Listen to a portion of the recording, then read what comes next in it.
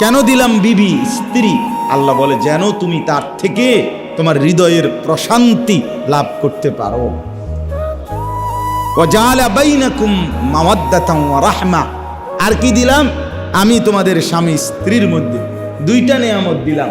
এক, প্রচন্ড ভালোবাসা দিলাম, মাওয়াদ্দাতান, আর দুই, একে অপরের প্রতি দয়া, সহমর্মিতা, আন্তরিকতাও দিলাম, দয়া মায়াও দিলাম। হালাল স্ত্রী ভালোবাসে, মায়া দয়াও।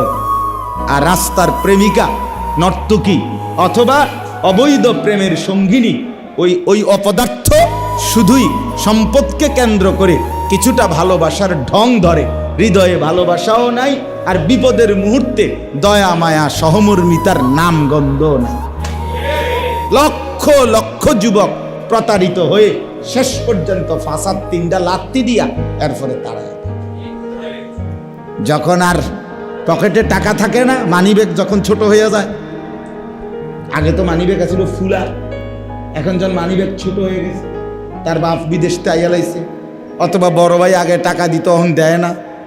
এখন যখন চারিদিকে অভাব লাগছে, তখন ওই নর্তকী আর ওই অবৈধ প্রেমিকা, এই ফালতু মানুষ অথবা কিছু বন্ধু নামের দুষ্ট, এগুলো সব আসতে।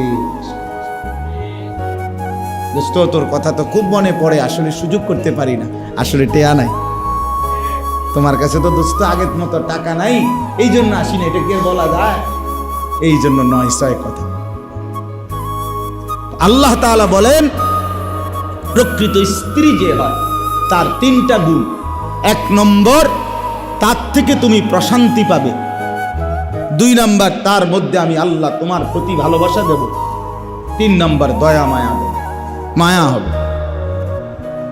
যে ভালোবাসে, যে মায়া দয়াও করে।